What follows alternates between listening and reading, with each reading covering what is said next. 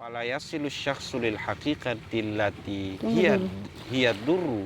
Ya, maka tidak sampai ya seseorang kepada hakikat yang hakikat itu dianalogikan sebagai sebuah mutiara Illa ba'da wusulihi lil bahr. kecuali Karena ini kepala, ini kelapa.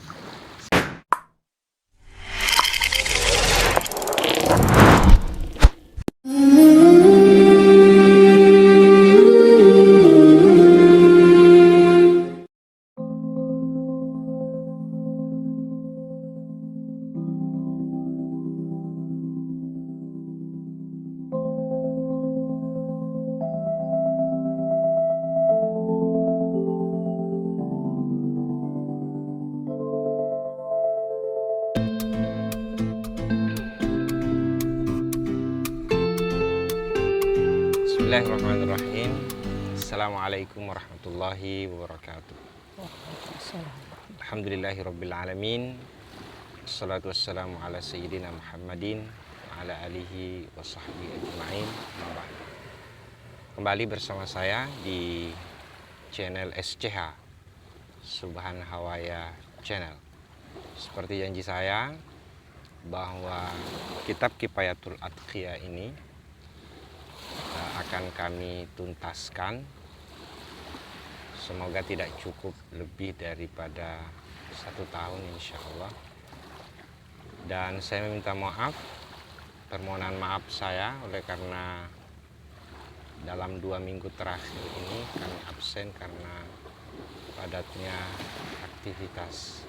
Tetapi pada sore hari ini bersama dengan deburan ombak ini di pantai ini, kita akan kembali melanjutkan pengajian Kifayatul Atqiyah ini pada bait yang ke-5. Qala al-musannif rahimahullahu ta'ala wa nafa'ana bihi wa bi'ulumihi fid dharaini amin. Bismillahirrahmanirrahim. Fasyari'atun kasapinatin wa tariqatun kal bahri summa haqiqatun durrun ghala. Inilah bait yang ke-5 yang kemudian musannif kitab ini menjelaskan apa yang dimaksud musannif dari kalimat ini. Syuru'un fi bayani ma massalal qaumus salasata. Silakan. ya, baik, bismillahirrahmanirrahim.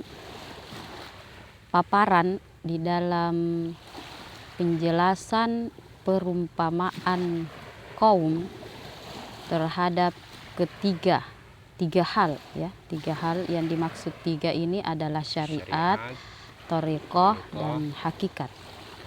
Kaum yang dimaksud itu adalah Ulama-ulama tasawuf akan memaparkan dalam bait ini perumpamaan ketiga istilah ini.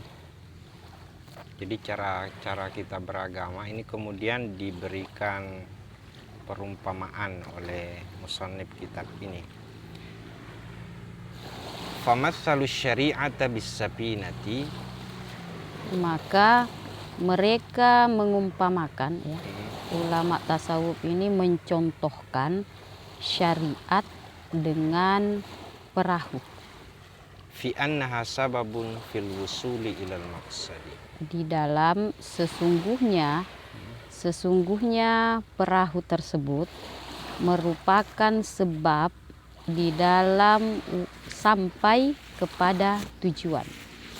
Jadi musannif memberi perumpamaan, musannif ulama-ulama tasawuf ini memberi perumpamaan terkait dengan syariat. Syariat itu diumpamakan seperti kapal, di mana kapal tersebut menjadi sebuah sebab sampainya seseorang kepada tujuan. Wat tariqatu Wat tariqata. Ya, dia atap kepada famatsalus syari'ata ya. Wat tariqata bil bahri.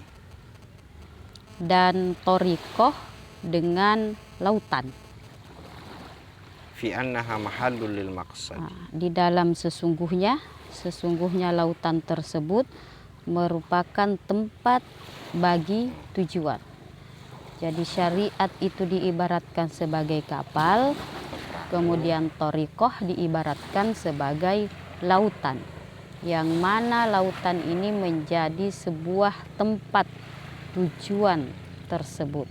Jadi laut ini tujuannya Tempat. Dia thariqahnya ya. Ya, thariqah. Dia thariqah. Kemudian syariatnya adalah Kapal. perahu. Untuk bisa berada ke tengah lautan tersebut, ya tentunya kita harus menggunakan kapal. Inilah yang diumpamakan sebagai syariat. Nah, kita lanjut lagi nih, wal haqiqata Dan bidurri. Dan hakikat dengan mutiara. Oh ya. Fil intifa'i wal uluwi. Di dalam Durri fil intifa'i wal uluwi. di dalam kemanfaatan dan mahal atau berharganya itu sebuah mutiara Itu yang durun, ada itu di tengah durun lautan. ya. Lu juga kan lu. Ya, sama. Sama Ada yang ya? mengumpamakan hakikat itu dengan lu'lu'ul azim, ya, mutiara yang mulia. Nah, jadi begini, bait yang kelima ini sebenarnya cara ulama tasawuf itu memberikan sebuah perumpamaan yang sederhana, ya, mengajak dengan memvisualisasikan ketiga pokok pembahasan di awal yang pernah kita bahas kemarin terkait dengan syariat, thariqah dengan hakikat. Kalau di bait sebelumnya kan definisi ketiga hal tersebut. Nah, sekarang sebagai sebuah perumpamaan bahwa ada keterkaitan, ya, yang tidak bisa diabaikan, yang tidak boleh tidak, artinya harus ketika seseorang ingin betul-betul sampai kepada sebuah tujuan atau sampai kepada ridho Allah. Jadi tiga hal ini saling berkaitan, tidak boleh diabaikan salah satunya. Kenapa? Karena seperti tadi analoginya, bahwa kalau hakikat itu diumpamakan sebagai sebuah mutiara yang ada di dasar lautan, yang dalam. Nah, bagaimana caranya kita bisa sampai kepada mutiara itu atau mendapatkan mutiara itu? Tentunya kita harus berada di dasar lautan, di tengah lautan. Nah, kemudian untuk berada kepada tengah lautan itu, kita pasti membutuhkan alat. Tidak mungkin berenang. Jadi alat yang dianalogikan di sini sebagai kapal, ya, itu yang dianalogikan sebagai syariat. Nah, itu sebagai alat untuk bisa sampai ke tengah lautan. Nah, ini di footnote-nya ini kan ditulis bi annaha sababun lil usuli ilal maqsadi walin najati minal halaki. Itu manfaat dari perahu itu. Jadi boleh saja orang sampai ke tengah laut tapi berenang boleh. Ya. Ke pelampung. Itulah sehingga kita melihat sekarang banyak macam-macam thariqah. Jadi ada orang memahami sebuah syariat, konsep yang sama tapi menjalankan konsep itu berbeda. Iya. Ada dengan menggunakan kapal kecil, ada kapal perang, bahkan ada yang berenang. Seperti itu mungkin. Kalau mau dipisahkan atau saya baca ya. sederhanakan. Fala yasilu syakhsu lil haqiqati allati hiya durru. Ya, maka tidak sampai, ya, seseorang kepada hakikat yang hakikat itu dianalogikan sebagai sebuah mutiara Illa ba'da wusulihi lil kecuali setelah sampainya kepada lautan. alladhi huwa mahalluhu. Ya, lautan yang huwa mahalluhu, yang Ya. lautan itu adalah tempatnya, tempat mutiara tersebut. Oke. Terus analoginya bagus. Iya. Karena tidak mungkin mutiara itu di pinggir laut ya, pasti di tengah kedalaman Iya. laut. Ada Mahmudin ini yang tukang cari mutiara. Mana nih? Wala yasilu lahu illa bisapinati. Nah, dan tidak akan Oke. sampai kepadanya, kepada apa? Kepada lautan kecuali dengan perahu. Jadi seperti itulah keterkaitan dari ketiga istilah tersebut. Thariqah, syariat, Syariat. thariqah, hakikah. Iya, syariat. Ketika hakikoh itu dianalogikan sebagai mutiara, maka tentunya kita berpikir mutiara itu ada di mana. Oh, mutiara itu ada di dasar lautan. Bagaimana caranya bisa sampai ke dasar lautan itu, ke tengah laut itu? Tentunya kita membutuhkan alat. Nah, alat itulah yang dianalogikan sebagai perahu, yang dianalogikan sebagai syariat. Jadi kira-kira sahabat-sahabat sekalian, inilah model cara kita memandang ya, keberagamaan kita selama ini. Jadi kalau kita tidak bisa sampai ke laut, Mana mungkin kita bisa mendapatkan kalau kita mutiara tidak itu. bisa, artinya begini Bunda, kalau kita tidak bisa berenang, tidak punya perahu, cukup di sini saja nih mandinya, Di pinggir laut saja. pinggir laut saja. Jadi kalau di pinggir laut, apa iya kita bisa mendapatkan Berarti hanya sisi syariat saja yang kita bisa. Seperti perahu itu ya, perahu yang jalan itu. Itu tadi diumpamakan sebagai syariat? syariat, sebagai syariat. Nah, lautan ini adalah Thariqah. thariqahnya, karena yang akan kita mau cari adalah lu'lu' atau ad-durru, atau mutiara yang terpendam di dalam lautan. Maka saudara kita yang sedang menggunakan perahu itu, sebetulnya ia sudah berthariqah. Teman-teman sekalian, itu perumpamaan yang pertama. Wa matsala ba'duhum as-salatata wa matsala ba'duhum as-salasata bil jauzi. Dan mencontohkan atau mengumpamakan sebagian dari mereka tiga hal tersebut, tiga hal tadi, thariqah ya, syariat, thariqah dan hakikat, dengan perumpamaan kelapa. Kelapa. Oh, ini kebetulan ada kelapa ini di sini. Ini kelapa muda. Fasyari'atu kal qashri wa tariqatu kal lubbi wal haqiqatu kadduhun. Ya, maka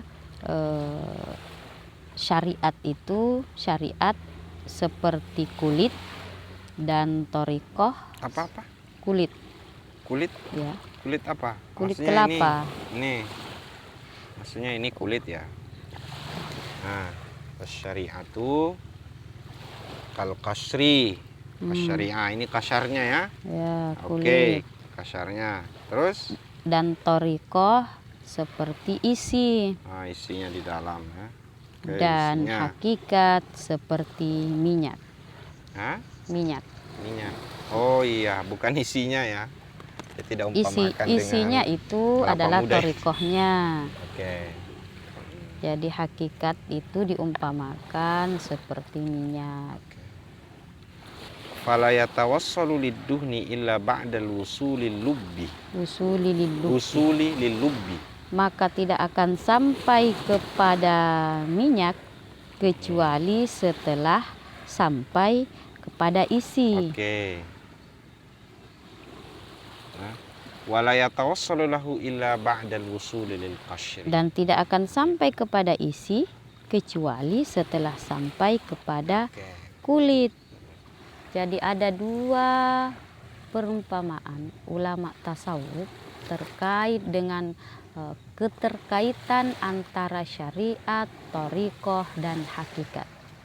Jadi perumpamaan yang pertama tadi sudah dijelaskan, ada yang mencontohkan itu dengan perumpamaan yang kedua, yaitu diumpamakan dengan kelapa, di mana kelapa ini memiliki kulit, kemudian memiliki isi, dan isi nanti itu yang akan menghasilkan minyak.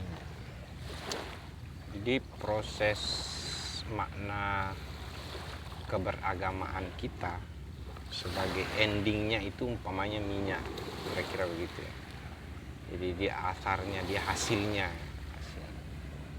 Tapi untuk bisa sampai kepada minyak tentu ada prosesnya. Ini kelapa, karena kan minyak sumbernya dari kelapa. Ini kelapa harus dibelah dulu. Sudah dibelah, baru kemudian diambil isinya isinya itulah diolah. kemudian diolah sehingga bisa menjadi minyak. Jadi itulah hasil dari sebuah proses yang sempurna. Jadi ketika kita ingin menempuh jalan menuju Allah, ya tentunya tangganya itu dari syariat dulu. Setelah syariat, thariqah, setelah thariqah barulah kita mendapatkan hakikat. Dan inilah mungkin yang dicontohkan oleh Nabi kita ya, Kanjeng Nabi kita. Bagaimana kemudian asar daripada keberagamaannya itu terlihat dari sikap, dari karakter, dari akhlak. Jadi minyak tadi ya, duhun itu adalah puncak dari aktivitas keberagamaan kita, baik akhlaknya kepada Allah, akhlaknya kepada manusia, bahkan akhlaknya terhadap alam. Jadi kalau misal ketika hakikat sholat itu membuat kita terhindar dari perbuatan keji, perbuatan mungkar, atau hakikat sholat misalkan membuat seseorang itu menjadi orang-orang yang bertakwa, maka tentunya dia melakukan sholat itu sesuai dengan tuntunan syariat. Udah, teman-teman sekalian, sampai di sini dulu ya perjumpaan kita untuk edisi kali ini pada bait yang keempat. Karena ini kelapa, seperti kata musannif, betul dia perumpamaan minyak, tapi ini juga seperti ini sebetulnya. Ini kalau tidak dibuka lalu kemudian tidak dinikmati, tentu rasanya mubazir ini. Maka sahabat-sahabat sekalian, teman-teman sekalian, kita akan berjumpa insya Allah pada edisi berikutnya pada penjelasan bait ke-6. Mudah-mudahan bermanfaat dunia akhirat. Wallahumma muwaffiq ila aqwamit thoriq. Wassalamualaikum warahmatullahi wabarakatuh.